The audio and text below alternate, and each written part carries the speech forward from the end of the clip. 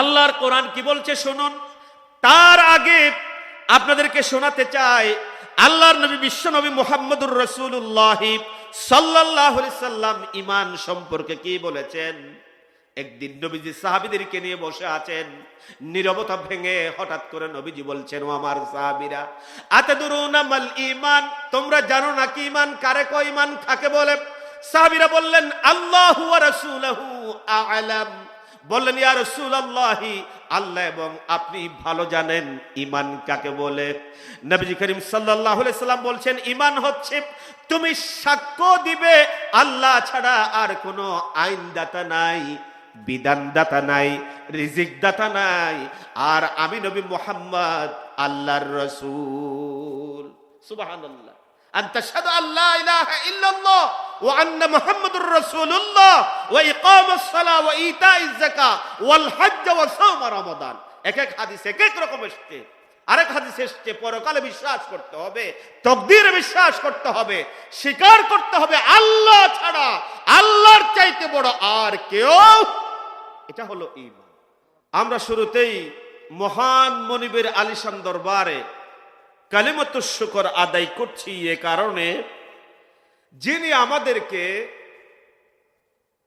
জালিমদের দলে রাখেন নাই।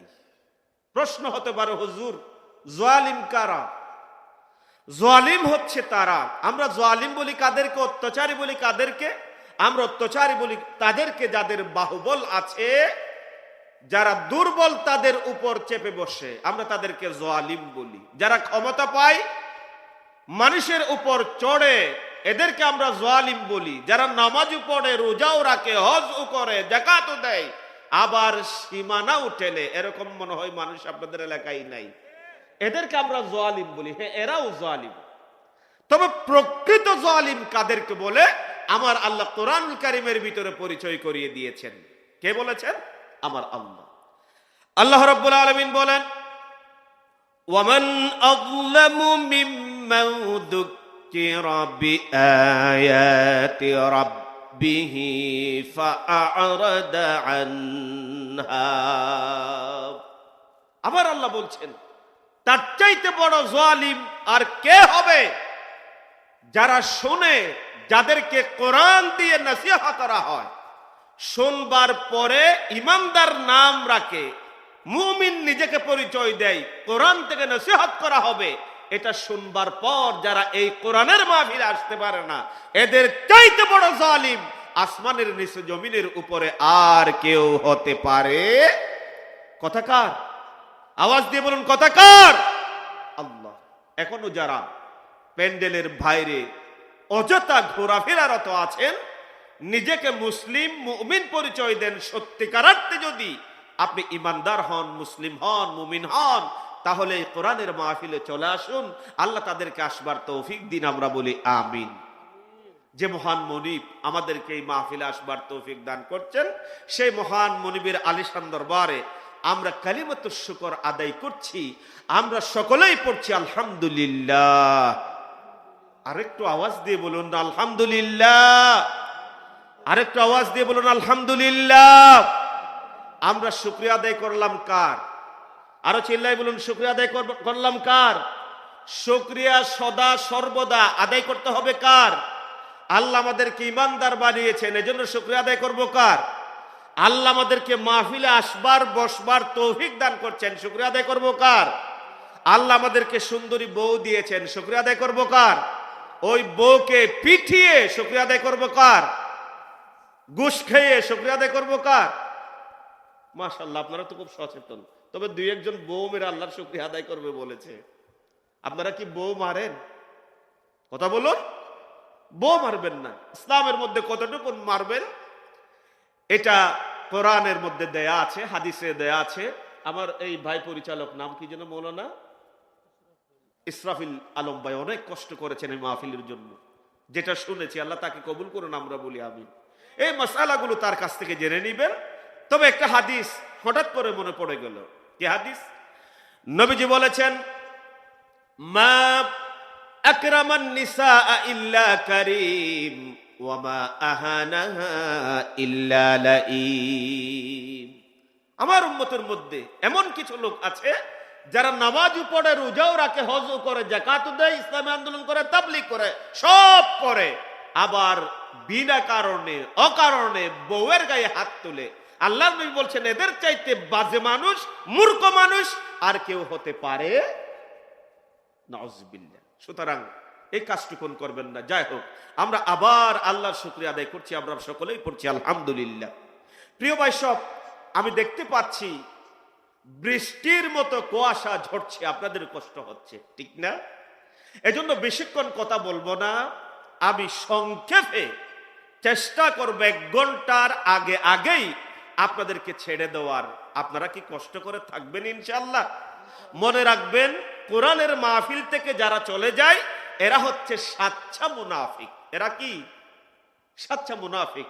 আপনারা তো জেনে শুনে বুঝে ইমানদার নাম রেখে এই মাহফিল থেকে চলে গিয়ে মুনাফিকের খাতায় নাম লিখতে চান না বুঝি, ঠিক না?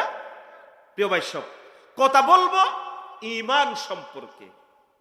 কারণ আমরা যতই ইবাদত করি, রোজা রাখি, হজ করি, যাকাত দেই, দান করি, যদি ঈমান না থাকে আমাদের ওই ইবাদত আল্লাহর কাছে গ্রহণযোগ্য হবে না। আমি আমার ভাষায় বলি, আপনারা দেখবেন, দেখে থাকবেন, একটা গাছ শিকড় যত শক্ত হয়, যত মাটির গভীরে যায়, মাটির উপরে যে অংশটা থাকে সেটা সহজেই কেউ প্রচন্ড বেগে বাতাস আসলেও ওটাকে ফেলে দিতে পারে না, ঠিক না ভাই? দেখবেন ওই গাছটা শিকড় যদি একেবারেই কি হয়, কম হয়, একটুতেই ফেলে পড়ে যায়, জমির সাথে মিশে যায়। আবার দেখবেন নিচ থেকে যদি আপনি গাছটা কেটে নিয়ে কোথাও ওখানে রোপণ করেন, কি ছাড়া? শিকড় ছাড়া, আর ঘন্টা, দিন, সপ্তাহ, মাস যদি উপর থেকে পানি ঢালেন, ওই গাছটাকে আপনাকে ফল দিবে। অনুরূপ ভাবে ঈমান যদি আপনার ঠিক না হয়, তাহলে আপনার ইবাদত, আপনার নামাজ, আপনার রোজা, আপনার দান, আপনার সাদকা কিচ্ছুই আল্লাহর দরবারে কবুল হবে না। এজন্য ঈমান হচ্ছে আমাদের জন্য অত্যন্ত অত্যন্ত গুরুত্বপূর্ণ বিষয়। একটা প্রশ্ন করি, বাংলাদেশে শতকরা কয়জন মুসলমান বাস করে আপনাদের কি জানা আছে? বলেন তো। শতকরা মাশাআল্লাহ 90 জন মুসলমান বাংলাদেশে বাস করে। কয়জন? 90 জন। এখন বলেন 90 এর অর্ধেক কত হয়? 45। 45-এর সাথে যদি 2 যোগ করি কত হয়?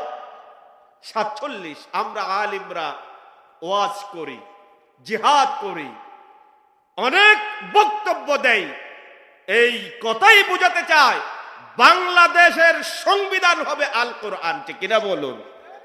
দেখেন, সত্যিকার অর্থে যদি 47 জন মুসলমান বাংলাদেশে ইমানদার যদি থাকতো, তাহলে বাংলাদেশের সংসদ চলতো আল কোরআন দিয়ে, ঠিক কিনা বলুন? কিন্তু বাংলাদেশের সংসদ কি আল কোরআন দিয়ে চলে? আর আল্লাহ কি বলেছেন শুনুন। আল্লাহ রাব্বুল আলামিন বলেন সূরা ইউসুফ শেষ পৃষ্ঠা 3 নম্বর লাইন, আমার আল্লাহ আমাদেরকে বলেছেন ওয়ামা ইউমিনু আকতারুহুম বিল্লাহি ইল্লা ওয়া হুম মুশরিকুন। আমার আল্লাহ বলেন, ও দুনিয়ার মানুষেরা শুনুন, পীরগাছা রংপুরের ভাইয়েরা শুনেন, আমার আল্লাহ বলছেন ইমানদার যারা নিজেদেরকে দাবি করে, যারা নিজেদেরকে মুসলমান দাবি করে, আমার আল্লাহ বলছেন শোনো, তারা অধিকাংশ কিন্তু ইমানদার নয়। ইয়া সুবহানাল্লাহ, কথা কি আমার? চিল্লাই বলুন, কথা কি আমার? আল্লাহর কথা। আর আল্লাহর কথা সত্যি বলেই বাংলাদেশে 47 জন ইমানদার নাই বলেই আজ আমার সংসদ কোরআন দিয়ে চলে না, ঠিক না বলুন? এর চাইতে ভালো প্রমাণ আমার কাছে আর নাই। কারণ আল্লাহর চাইতে স্পষ্ট কথা, হক কথা বলবে আর কেউ আছে? আমার তো ভয় লাগে। আমরা মুফাসসির যারা কথা বলি, মুফতি যারা আছি, খতিব যারা আছি, ইমাম যারা আছি, মুয়াজ্জিন যারা আছি, আমরা কতজনই না আল্লাহর দরবারে ঈমানহীন হিসাবে হাসর হবে, আল্লাহই ভালো জানে। ঠিক না বলুন প্রিয় ভাই? সব এই জন্য ঈমান আমাদেরকে বুঝতে হবে। ঈমানের শাব্দিক 4টি অর্থ রয়েছে। কয়টি অর্থ? আমি যতক্ষণ কথা বলি চেষ্টা করি কোরআন এবং হাদিস দিয়ে বুঝাবার, কারণ এই চেয়ারটা হলো আল্লাহর কাছে বিশাল একটা আমানত। এখানে বসে যদি আমি আউল ফাউল কথা বলি, কিচ্ছা কাহিনী বলি, সময়টা নষ্ট করে দেয়, এটাই আমার জন্য জাহান্নামে যাওয়ার জন্য যথেষ্ট হয়ে যাবে। ঠিক কিনা বলুন? এজন্য যতক্ষণ কথা বলি কোরআন এবং হাদিস থেকে বলবার চেষ্টা করি। প্রিয় ভাই সব, ঈমান এর শাব্দিক অর্থ হলো 4টি। এটা আমনুন শব্দ থেকে এসছে। মাদ্রাসার ছাত্র যারা আছো, আমনুনটা হলো আরবি খৌফ এর বিপরীত।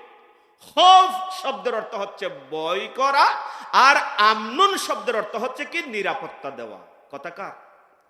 আল্লাহ রাব্বুল আলামিন বলেন, ওয়ালা ইউবাদদিলান্নাহুম মিন বা'দি খাউফিহিম আমনা।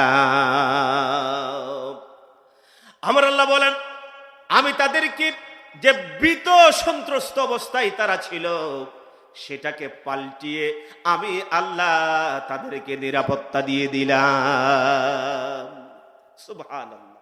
তাহলে ঈমানের শাব্দিক একটা অর্থ হলো কি? নিরাপত্তা দেয়, নিরাপদ রাখা। এরপরে ঈমানের আরেকটি শাব্দিক অর্থ হলো সত্যায়ন করা। সত্যায়ন বুঝাবার জন্য সংক্ষিপ্ত ব্যাখ্যা আপনাদেরকে দেয়া লাগবে।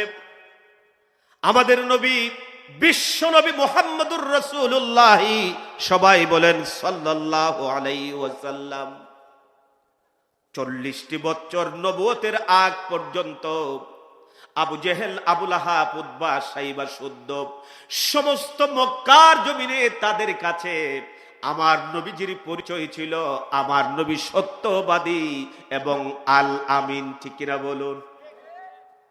নবীজি যখন 11 বছর বয়স, 10 বছর, কোন কোন বর্ণনায় 7 বছর, একদিন রাস্তা দিয়ে হেঁটে যাচ্ছিলেন, সাথে ছিল একজন বন্ধু। আপনাদের কি কোনো কষ্ট হচ্ছে আবার কথা বুঝতে? কষ্ট হচ্ছে না তো? 12 বছর বয়স, কোন কোন বর্ণনায় 7 বছর বয়স, একদিন রাস্তা দিয়ে হেঁটে যাচ্ছেন, সাথে ছিল একজন বন্ধু। হাঁটতে হাঁটতে যাইতে যাইতে এমন একটি জায়গায় পৌঁছছেন, যেই জায়গাটা এমন, ওদিক থেকেও রাস্তা এসছে, এখান থেকেও রাস্তা এসছে, আবার ওদিক থেকেও রাস্তা এসছে। এই রাস্তাকে আপনারা কি বলেন? চতুর্দিক থেকে রাস্তা এসে এক জায়গায় একত্রিত হয়, এটা আপনারা কি বলেন? চৌরাস্তা। চৌরাস্তা, ভোর লেন, ভোর লেন, সব দিক থেকে রাস্তা এসে এক জায়গায় একত্রিত হয়েছে। এরকম একটি জায়গায় আমার নবী পৌঁছলেন, সাথে ছিল একজন তার সঙ্গী। ওই সঙ্গীটা আপনাদের বাসায় সেই ভোর লেন চৌরাস্তায় পৌঁছে শিশু মোহাম্মদকে বললেন, মোহাম্মদ, আমি এই রাস্তা দিয়ে একটু কাজে যাচ্ছি, আমি কিছুক্ষণের মধ্যে, অল্প সময়ের ভিতরেই তোমার দিকে আবার ফিরে আসব। আমি যতক্ষণ না ফিরে আসব ততক্ষণ পর্যন্ত তুমি এখানে আমার জন্য অপেক্ষা করবা। শিশু নবী সম্মতি সূচক মাথা নাড়লেন, ঠিক আছে বন্ধু। বন্ধু চলে গেলেন। যে 5 মিনিট পর আসবার কথা, সেখানে হয়ে গেল 5 ঘন্টা। বন্ধু মনে মনে ভাবলেন, নিশ্চয়ই মোহাম্মদ বুঝি 5 ঘন্টা পর্যন্ত আমার জন্য সেই চৌরাস্তায় দাঁড়িয়ে থাকবেন। আমরা থাকবো নাকি? বলেন, আমরা থাকবো? এদিকে শিশু মোহাম্মদ, সূর্য অস্তমিত হয়ে গেল, চিন্তায় পড়ে গেলেন, আমার বন্ধু কোনো মুসিবতে পড়েছে নাকি? এতক্ষণ আসে না কেন, ফিরে না কেন? ও মুসলমান, ও আমার রংপুরের ভাইয়েরা শুনেন, একটি রাত শেষ হয়ে গেল, আবার দিন আসলো, আবার রাত আসলো, আবার দিন আসলো, আবার রাত, আবার দিন, 3 দিন 3 রাত অতিবাহিত হয়ে গেল। ওই লোকটি মুহাম্মদের বন্ধু ভিন্ন জায়গা দিয়ে তার বাড়িতে চলে গিয়েছে। এ চিন্তা করে মুহাম্মদ মনে হয় 5 ঘন্টা অবধি আমার জন্য অপেক্ষা করবে না, এই চিন্তা করে। এদিকে শিশু 12 বছরের মুহাম্মদ 3 দিন 3 রাত একই রাস্তায় দাঁড়িয়ে আছে। সুবহানাল্লাহ বলবেন না? 3 দিন পরে ওই বন্ধুটি ভিন্ন একটা কাজে সেই রাস্তা দিয়ে, চৌরাস্তা দিয়ে যাচ্ছিলেন। 12 বছরের নবী মুহাম্মদ দৌড়ে আসলেন, বললেন, বন্ধু তুমি কোন মুসিবতে পড়ছিলে নাকি? এখন বন্ধু তো অবাক, মুহাম্মদ কি বলো, তুমি 3 দিন ধরে এখানে দাঁড়িয়ে আছো নাকি? 12 বছরের মুহাম্মদ বললেন, হ্যাঁ, কারণ আমি তো তোমাকে ওয়াদা দিয়েছিলাম, কথা দিয়েছিলাম, আমি চিন্তায় হয়রান, এ কারণে তুমি কোন মুসিবতে পড়ে গিয়েছো নাকি? বন্ধু দৌড়ে চলে গেলেন কাবা চত্বরে, কোনো কথা বললেন না। বসা ছিল আবু জেহেল, আবু লাহাব, উতবা, সাইবা, সবাই সব ঘটনা খুলে বললেন। আমার নবীকে তারা উপাধি দিয়ে দিলেন আল আমিন, আল্লাহু আকবার, বিশ্বস্ত বন্ধু। সে কোন বন্ধু বলো বেশি বিশ্বস্ত, যার কাছে সব কথা বলা যায়, হওয়া যায় বেশি আশ্বস্ত। আমার ভাইয়েরা, মক্কার অলিতে গলিতে মুহাম্মদের এই আমানতদারিতার কথা, ওয়াদা রক্ষার কথা ছড়িয়ে পড়ল। 40 বছরে পদার্পণ করলেন। আল্লাহ রাব্বুল আলামিন ওহী দিয়ে দিলেন, ইসলামের দিকে মানুষদেরকে ডাকছেন, ইমানের দিকে ডাকছেন। 40 বছর যারা তারে সমাদর করত, আদর করত, ওই আবু জেহেলের দল আমার নবীকে শারীরিক নির্যাতন করা শুরু করে দিল। জোরে বলেন নাউজুবিল্লাহ। শুধু শারীরিক নির্যাতন করলো তা নয়, বলল বিত্তুক, নাউজুবিল্লাহ। আরো বললেন তিনি পাগল, তিনি গণক। এই কঠিন মুহূর্তে আমার নবীজির সবচেয়ে বড় ছায়া যিনি ছিল, খাদিজাতুল কুবরা রাদিয়াল্লাহু তাআলা, তিনি দুনিয়া থেকে চলে গেলেন। চাচা আবু তালিব চলে গেলেন, দাদা আব্দুল মুত্তালিব চলে গেলেন। নবীজি করিম সাল্লাল্লাহু আলাইহি সাল্লাম খুবই মর্মাহত। একদিকে বিয়োগ, এর চিন্তা, কষ্ট, অন্যদিকে দ্বীনের পথে ডাকছে বলে, ইমানের পথে ডাকছে বলে কাফেরদের পক্ষ থেকে ত্রিবিধ নির্যাতন। আল্লাহ রাব্বুল আলামিন মনে মনে চিন্তা করলেন, সিদ্ধান্ত নিলেন, আমার নবীকে আমার সাক্ষাৎ দেয়। আরশে আজিম নিয়ে গেলেন, তার মানে মেরাজে নিয়ে গেলেন। কোথায় নিয়ে গেলেন? মেরাজে নিয়ে গেলেন। বাইরে একটু করে শুনুন, নবীজি করিম সাল্লাল্লাহু আলাইহি সাল্লাম, আপনারা ঘটনা জানেন। একটা লোকের দিকে আপনাদেরকে নিয়ে যাচ্ছি। নবী করিম সাল্লাল্লাহু আলাইহি সাল্লাম ভোর রাতে বের হলেন। বের হয়ে তিনি হাজার হাজার কিলোমিটার পথ পাড়ি দিয়ে বাইতুল মুকাদ্দাস ফিলিস্তিন, সেখানে সমস্ত নবীদেরকে নিয়ে ইমামতিত্বে, নবীজির ইমামতিত্বে জামাতে নামাজ আদায় করলেন। এরপরে প্রথম আসমান, দ্বিতীয় আসমান, আরশে আজিম চলে গেলেন। আল্লাহর সাথে সাক্ষাৎ করলেন, জান্নাতের নাজ নিয়ামত দেখলেন, আর জাহান্নামের শাস্তি দেখলেন। যখন ফিরে আসে, তখন যেই বিছানা থেকে উঠে গিয়েছিলেন, বিছানা যেমন গরম এখনো ঠিক তেমনি গরম আছে। নবী করিম সাল্লাল্লাহু আলাইহি সাল্লাম ফজরের সময় কাবা চত্বরে চলে গেলেন। এই কথাটুকুন বললেন, আবু জেহেল খুশিতে দিলেন এক লাফ আসমানের দিকে। উদ্দেশ্য ভালো নাকি খারাপ? কথা বলুন, ভালো নাকি খারাপ? উদ্দেশ্য খুবই খারাপ। কারণ আবু জেহেল জানতো, সে যতই আমার নবীকে মিথ্যাবাদী বলুক না কেন, নবী কখনো কোনোদিন 40 বছর এটা প্রমাণ করে একবারের জন্য মিথ্যা কথা বলে নাই। আজকে মনে মনে ভাবলেন, মুহাম্মদ যে মৃত্যু প্রমাণ করবার জন্য এটাই যথেষ্ট, সুতরাং আমার কোনো আর চিন্তা নাই। জোরে বলেন নাউজুবিল্লাহ।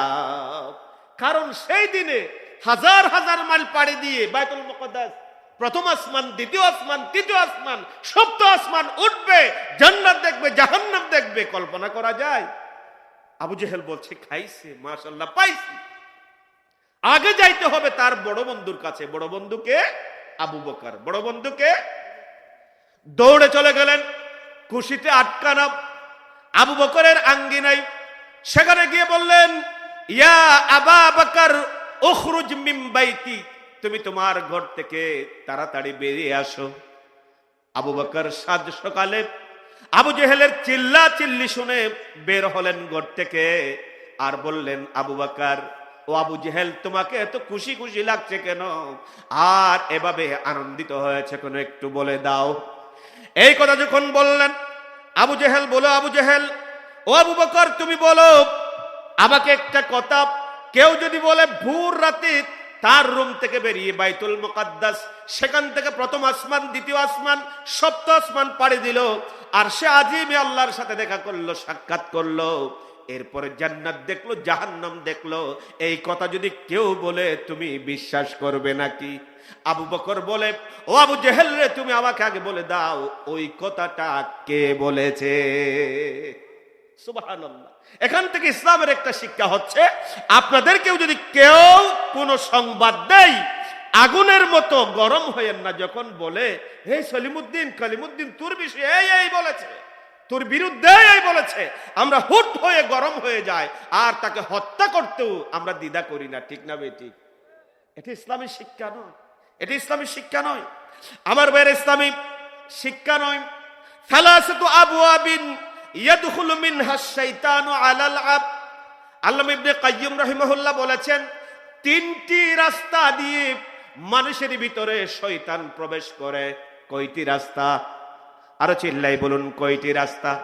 তিনটি রাস্তা দিয়ে শয়তান মানুষের ভিতরে প্রবেশ করে। সেখানে একটি হলো আল গাদাবু, ক্রোধান্বিত হওয়া, রাগান্বিত হওয়া। কেউ সংবাদ নিয়ে আসলে আপনারা রাগান্বিত হবেন না, আগে যাচাই বাছাই করবেন, এটা আমার আল্লাহ কোরআনের মধ্যে বলেছে। ঠিক কিনা বলুন? যাই হোক, যে কথা বলছিলাম, আবু বকর বলে, কে বলেছে? আবু জেহেল বলে, কে আর বলবে? মৃত্যুক মুহাম্মদ। আবু বকর কাপড়টা গায়ে দিতে দিতে দৌড়ে চলে আসলেন কাবা চত্বরে, পেয়ে গেলেন আমার নবীকে, সালাম দিলেন, বললেন, আসসালামু আলাইকা ইয়া রাসূলুল্লাহ। ও রাসূল, আপনি কি আবু জেহেলদের সামনে এরকম ঘটনা বলেছেন নাকি? নবী মুহাম্মদ সাল্লাল্লাহু আলাইহি সাল্লাম বলছেন, আবু বকর শোনো, আমি তাই বলেছি এবং সত্যি বলেছি। সব ঘটনা খুলে বললেন। এদিকে আবু জেহেলের দল, আবু জেহেল সহ অপেক্ষারত আছে, আসমানের দিকে লাফ দিবে। তারা ভাবছিল ওই আবু বকর মুহাম্মদকে মিথ্যাবাদী সাব্যস্ত করবে, আর সেখানেই নবীকে মৃত্যু প্রমাণিত করে আক্রমণ চালাবে। জোরে বলেন নাউজুবিল্লাহ। এদিকে আবু বকর কথা শুনলেন আর বললেন, ইয়া রাসূলুল্লাহি সাদ্দাকতাল্লাহি সাদ্দাকতা ইয়া রাসূলুল্লাহ। হযরত আবু বকর বলছেন, আল্লাহর কসম করে বলছি, নবী আপনি মিথ্যা কথা বলতে পারেন না, আপনি সত্যই বলেছেন। আবু বকরের চেহারা কালো হয়ে গেল। ওই যে আবু জেহেলের চেহারা কালো হয়ে গেল। সে তো ভাবছিল আবু বকর আজকেই কি করবে, মুহাম্মদের সঙ্গ ছেড়ে দিবে। নাউজুবিল্লাহ। আবু বকর বললেন, রাসূল আপনি সত্য বলেছেন। আমার ভাইয়েরা, নবী খুশি হয়ে গেলেন, ডাকলেন কাছে আবু বকরকে, বললেন, আবু বকর, আজ থেকে তুমি আবু বকর নাও, তোমার নামের সাথে আমি একটি শব্দ যোগ করে দিলাম, সেটা হলো সিদ্দিক। হযরত আবু বকরের নাম নিলেই আমরা সিদ্দিক এটা বলি। কেন বলি? হযরত আবু বকর আল্লাহর রাসূলের এই মেরাজকে সত্যায়ন করেছিলেন বলেই। সুতরাং ইমানের দ্বিতীয় সব সত্য, একথা সত্যায়ন করাটার নাম হলো ঈমান। ঠিক কিনা বলুন? আওয়াজ দিয়ে বলুন না, ঠিক কিনা? এটার নাম ঈমান। এখন খেয়াল করেন, একদিকে আমরা নামাজ পড়ি, অন্যদিকে আমরা ইসলামের পক্ষে বক্তৃতা দিলে, কথা বললে সেখানে আমরা বাধা দেই। এরকম মানুষ, নেতা আছে নাকি নাই? গত 17টি বছর তো আপনারা দেখেছেন। এমন দলও আছে যে দলের ভিতরে আল্লাহু আকবার স্লোগান দেওয়া যায়, আছে নাকি নাই? মুসলমান বলেন তো আল্লাহু আকবার, আওয়াজ দিয়ে বলুন আল্লাহু আকবার। আল্লাহু আকবার কি বলেছেন? আপনি বাংলায় বলেছেন, আল্লাহর চাইতে বড় মহান আর কেউ নাই। ও মুসলমান, খেয়াল রাখবেন, খোদার কসম করে বলি, যদি এমন রাজনীতি আপনি করেন যেই রাজনীতিতে আপনি আল্লাহু আকবার স্লোগান দিতে পারবেন না, স্পষ্ট কোরআন বলে আপনি মুনাফিক বই আর কিছুই নয়। আপনি ইমানদার নন, আপনি ইমানদার নন। এটা মনে রাখতে হবে। কারণ কি? কারণ কি? আল্লাহ রাব্বুল আলামিনের কোরআন বলে, আফাতুমিনুনা বিবাদিল কিতাবি ওয়া তাকফুরুনা বিবাদ। কোরআনের কিছু আয়াত মানবি আর কিছু আয়াত মানবি না। কোরআনের কিছু আয়াত মানবি আর কিছু আয়াত মানবি না। সুবিধাবাদ নিন্দাবাদ মুমিন হতে পারবি না, তুই মুমিন হতে পারবি না। কথা কার? আওয়াজ দিয়ে বলুন, কথা কার? আল্লাহ। এরপরে 3 নম্বর ইমানের শাব্দিক অর্থ হলো আত্মসমর্পণ করা। 4 নম্বর ইমানের শাব্দিক অর্থ হলো নির্ভর করা। আমরা নির্ভর করব কার নিকট? কার কাছে? সময় লম্বা হয়ে যাবে, জন্য আর ব্যাখ্যা দিচ্ছি না। এখন আসুন, আমাদের ইমামে আজম ইমাম আবু হানিফা রাহিমাহুল্লাহ, ইমাম শাফিঈ, ইমাম মালিক, ইমাম আহমদ ইবনে হাম্বল থেকে শুরু করে আজ পর্যন্ত ইসলামিক স্কলাররা তাদের দৃষ্টি, গবেষণা, দৃষ্টিভঙ্গি এবং গবেষণা অনুযায়ী ইমানের সংজ্ঞা দিয়েছেন। আমি দেখেছি সমস্ত সংজ্ঞাগুলোকে যদি এক জায়গায় একত্রিত করে কনক্লুশন করা হয়, তাহলে 3টা শর্ত পাওয়া লাগবে একজন ইমানদার হওয়ার জন্য। কয়টা শর্ত? আরো চিল্লাই বলুন, কয়টা? সেই 3টা শর্ত হলো আল ঈমানু হুয়া তাসদীকু বিল জিনান, ইকরারু বিল লিসান, ওয়াল আমালু বিল আরকান। অন্তরে বিশ্বাস করা লাগবে আল্লাহ সত্য, আল্লাহর কোরআন সত্য, আল্লাহর দ্বীন সত্য, আল্লাহর রাজনীতি সত্য, আল্লাহর ব্যবসা নীতি সত্য। মুখেও স্বীকার করতে হবে, অন্তরে বিশ্বাস করতে হবে না, করলে হবে না, কাজেও বাস্তবায়ন করে দেখিয়ে দিতে হবে। ঠিক কিনা বলুন? মনে রাখবেন যেন মুসলমান রংপুরের ভাইয়েরা, 3টা বৈশিষ্ট্যের যদি একটা বৈশিষ্ট্য পাওয়া না যায়, তাহলে আপনি ঈমান এনেও হয়ে যাবেন আবু জেহেল, আবু লাহাব, উতবা, সাইবার দলের। এখন প্রশ্ন করতে পারেন, হুজুর এগুলো কি বলছেন? এটার প্রমাণ আপনাদেরকে দেই। আবু জেহেল, আবু লাহাব, উতবা, সাইবা ভালো করে জানতেন আমার নবী মিথ্যা কথা বলে না, আল্লাহর কোরআন সত্য। কিন্তু তারা মুখে স্বীকার না করবার কারণে ওই কাফের গুলো কাফেরই থেকে গেল। ঠিক না বলুন? আবার মদিনার মুনাফিক সরদার আব্দুল্লাহ ইবনে উবাই ইবনে সালুল, 2টি শর্ত তার পাওয়া গিয়েছিল। তিনি মুখে কালিমা পড়ে নিয়েছিলেন, নবীজির হাতে হাত রেখে লা ইলাহা ইল্লাল্লাহু মুহাম্মাদুর রাসূলুল্লাহ সাল্লাল্লাহু। নবীজির হাতে হাত রেখে তিনি কালিমা পড়লেন। ভালো করে খেয়াল করেন, নবীজির সাথে 5 ওয়াক্ত নামাজ বা জামাত মসজিদে নববীতে আদায় করেছেন, কিন্তু অন্তরে বিশ্বাস করতেন না। তলে তলে ইসলাম প্রতিষ্ঠিত হোক এটা চাইতেন না। ঠিক কিনা বলুন? আজকে মুসলমানের ভিতরে বাংলাদেশে ইসলাম প্রতিষ্ঠিত হোক চাই না, এরকম নামাজি মানুষ আছে নাকি নাই? আওয়াজ দিয়ে বলুন, নামাজি মানুষ আছে নাকি নাই? তাহলে সে কি করে ইমানদার হবে? তার চাইতে বড় মুনাফিক আর কেউ হতে পারে না। আমার ভাইরা, হাদিস থেকে শোনাচ্ছি, হাদিসটি এসছে মুসলিম শরীফে। ইমানের হাকিকত কি? ভালো করে খেয়াল করে শুনুন। আল্লাহর নবী বলেছেন, আনাস রাদিয়াল্লাহু তাআলা বর্ণিত হাদিস, আল্লাহর হাবিব বলেছেন, লাইসাল ঈমানু বিত্তামান্নি ওয়ালা বিত্তাহাল্লি ওয়ালাকিন হুয়া মা ওয়াক্কারাল্লাহু ফিল কলবি ওয়া সাদ্দাকাহুল আমাল। আমার নবী বলেছেন, কেউ যদি পাগড়ি পরে, কেউ যদি জুব্বা গায়ে দিয়ে, কেউ যদি মেসওয়াক করে, লম্বা লম্বা দাড়ি রেখে ইমানদার সাজতে চাই, আমার নবীজি বলেন সে ইমানদার হতে পারবে। আবার খেয়াল রাখবেন, আমার নবীর দাড়ি রাখা সুন্নাত, টুপি দেওয়া সুন্নাত, মেসওয়াক করা সুন্নাত। কেউ যদি এই সুন্নাতকে নিয়ে তাচ্ছিল্য করে, তাহলে সাথে সাথে তার ঈমান চলে যায়। ওই নবীজি বলেছেন, কেউ যদি পাগড়ি পরে, জুব্বা গায়ে দিয়ে, টুপি পরে, মেসওয়াক করে ইমানদার সাজতে চায়, সে ইমানদার নয়। নবীজি বলেন ওয়ালাকিন হুয়া মা ওয়াক্কারাল্লাহু ফিল কলবি ওয়া সাদ্দাকাহুল আমাল, বরং সে ঈমানদার কিনা সেটা প্রমাণ করবে তার দৈনিক 24 ঘন্টা যে রুটিন আছে ওই রুটিনের কাজগুলোই প্রমাণ দিবে সে ঈমানদার কিনা।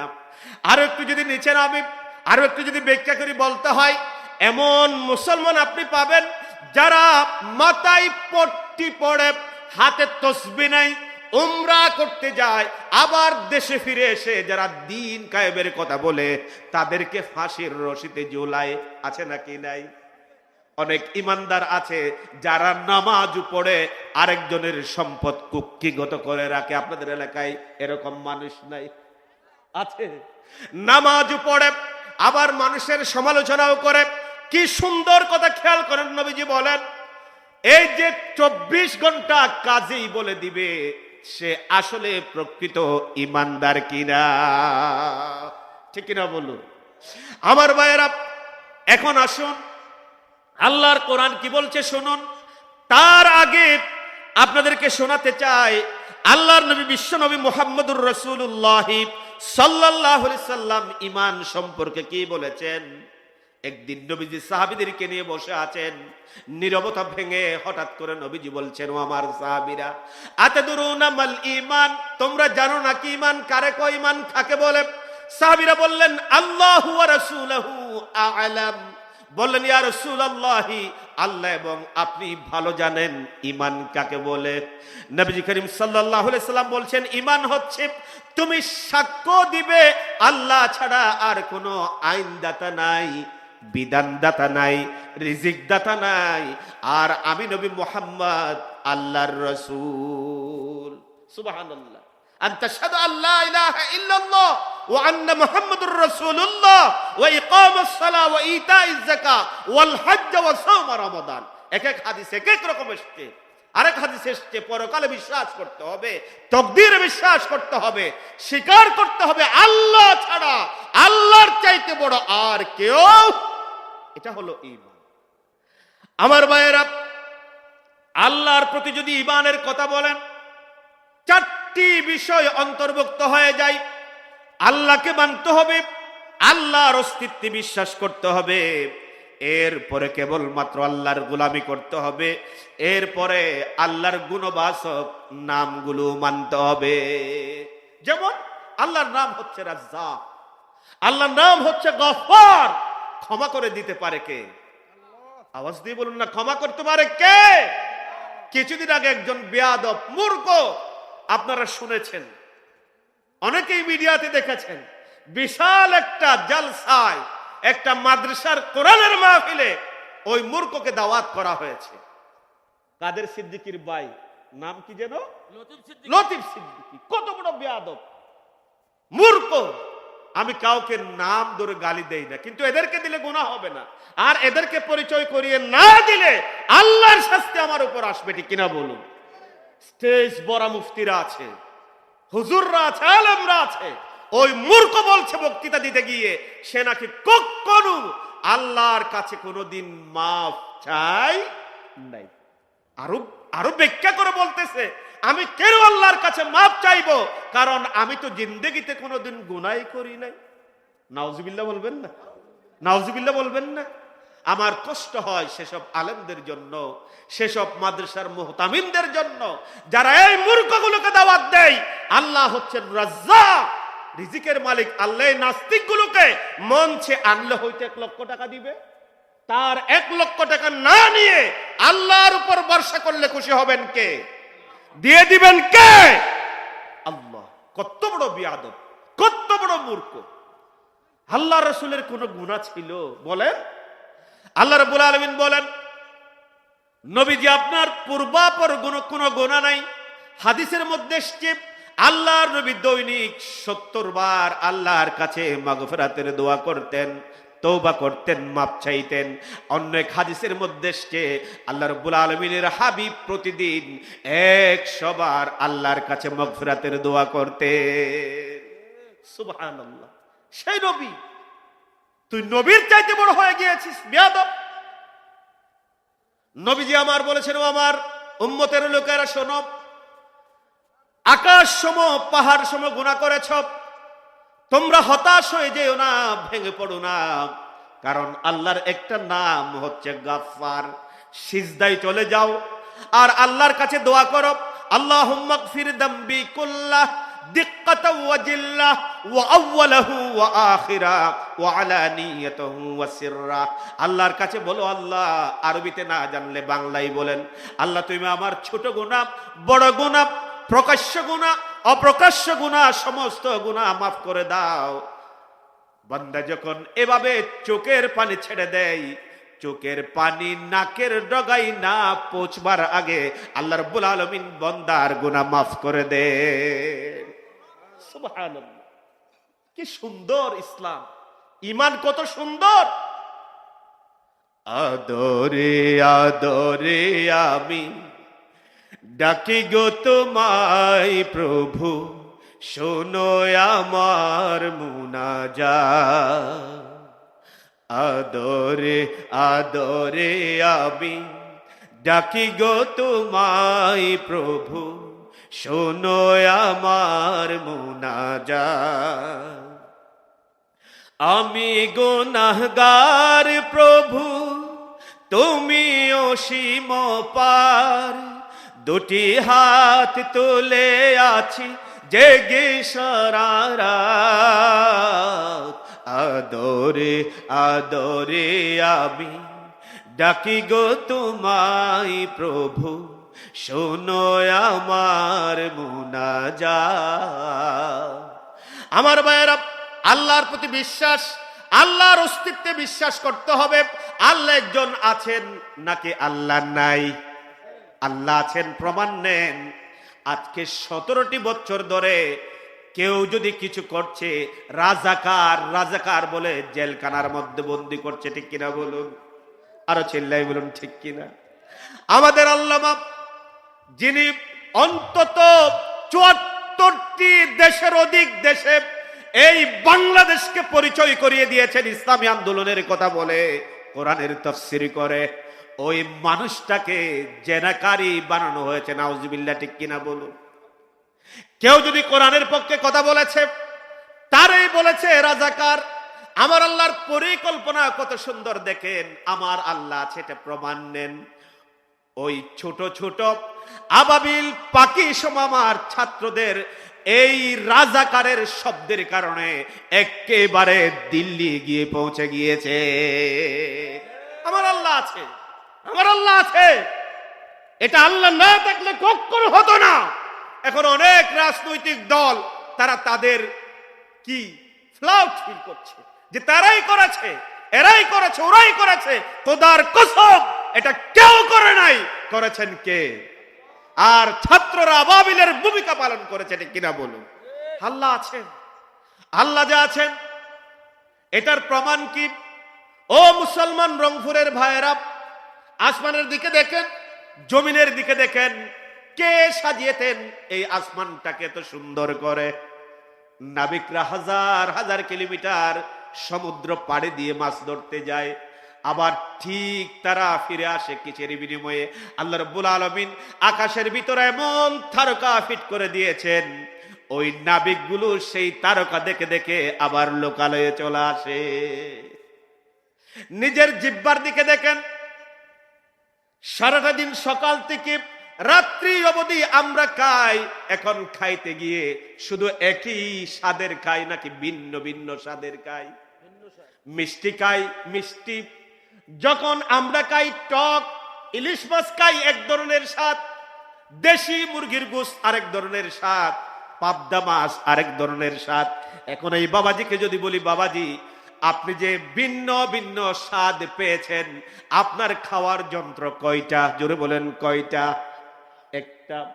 ও মুসলমান, যারা আল্লাহর কোরআন মানো না, যারা ইসলামী আন্দোলন থেকে দূরে থাকো, যারা আল্লাহু আকবার স্লোগান দিতে পারো না, তোমরা কি একটু চিন্তা করতে পারো না এই জিহ্বাটা কে দিয়েছে? এত স্বাদের ভিন্ন ভিন্ন মজাদার খাবার খায়, যদি একটা স্বাদের জন্য নিয়ম অনুযায়ী একটা জিহ্বা প্রয়োজন হতো, তাহলে আমার শরীরে জিহ্বা ছাড়া কিছু থাকতো নাকি? আল্লাহ রাব্বুল আলামিন বলেন, বান্দারা একটু খেয়াল করো, আমি আল্লাহ আছি, আলাম নাজআল লাহু আইনাইনি ওয়া লিসানাও ওয়া শাফাতাইনি ওয়া হাদাইনাহুন নাজদাইন। আমার আল্লাহ বলেন, বান্দারা শোনো, তোমরা চিন্তা করো না কেন, আমি আল্লাহ তোমাদেরকে দুটা চোখ দিয়েছি, দুটা ঠোঁট দিয়েছি, আর একটা জিহ্বা দিয়েছি। চোখের কথা বললাম না, সমাজে যদি অন্ধ মানুষ থাকে তাদের কষ্ট তো আপনারা দেখতে পান। ঠোঁটের কথা বললাম না, ঠোঁট যদি কাটাটাকে স্পষ্ট কথা বলতে পারে না।